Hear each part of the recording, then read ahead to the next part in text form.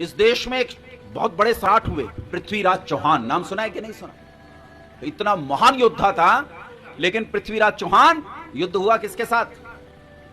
गौरी के साथ। कितनी बार युद्ध हुआ? अनेक बार युद्ध हुआ। और जब युद्ध में हर बार पराजित हो गया तो वो व्यक्ति किसी ना किसी गद्दार के सहारे दोबारा हमला करने आया, और आखिरी बार एक गद्दार ने उसे कहा कि इन्हें यूं नहीं जीता जा सकता, छल से जीतना पड़ेगा। पृथ्वीराज चौहान को हराना संभव नहीं है भाई, इसे छल से जीतना पड़ेगा।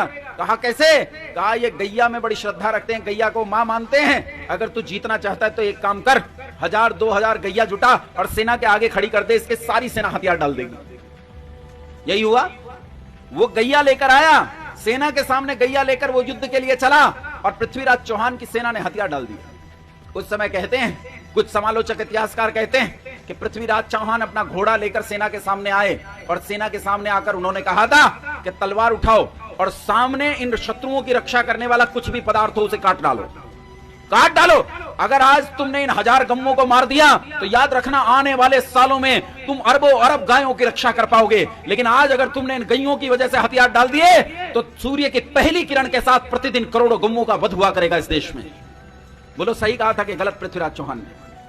उन्होंने हथियार डाल दिए, वो नहीं लड़े, युद्ध हार गए, और पृथ्वीराज चौहान युद्ध के मैदान में मारे गए,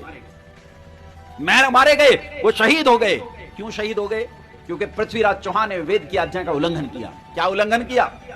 पिछली जितनी बार मोहम्मद गोरी हारा, पकड़कर पृथ्वीराज चौहान के सामने लाया गया, और इसने हर बार कहा कि महाराज मैं तो शरणागत हूं, मुझे माफ कर दो, और इसने उन्हें छोड़ दिया। वेद क्या कहता है? वेद कहता है अभिधम एकम एको अस्मिन् निषाढ़ विधवा की मुत्रे करंती खलेन परशान प्रतिहन्मि भूरि किम्मा निंदन तो शत्रवो निंद्रा। तेरे शत्रु एक हो अथवा अनेक, उनका ऐसा नाश कर जैसे पुआल के बैलों को चलाकर किसान उसे भूस में तब्दील कर देता है, तूड़े में तब्दील कर देता है, वैसे ही अपने शत्रु को हजारों हजार टुकड़ों में तब्दील कर दे, उसे टुकड़े टुकड़े कर दे, तलवार के घाट उतार दे। लेकिन पृथ्वीराज चौहान ने मोहम्मद गोरी को जीवित छोड़ दिया। परिणाम, पृथ्वीराज चौहान मारे गए, उनकी संतान गुलाम हो गई, और उनकी संतान हम आज तक गुलाम होने के लिए विवश हो गए। 1000 साल की गुलामी भोगी। कारण था पृथ्वीराज चौहान के शत्रु को छोड़ देने से वेद की आज्ञा का उल्लंघन। बोलो था कि नहीं था? बोलो था कि नहीं था? वेद की आज्ञा के उल्लंघन का परिणाम हमने गुलामी भोगी, छोटी मोटी नहीं, 1000 साल की गुलामी भोगी, 1000 साल की। बंधुओं, मैं आपसे कहना यह चाहता हूं कि वेद को नहीं जानोगे तो परिणाम भुगतना पड़ेगा। अब वेद को जानने का क्या उपाय है? आओ ये उपाय बता देता हूं। छोटी सी एक कहानी है, इस कहानी को सुन लो।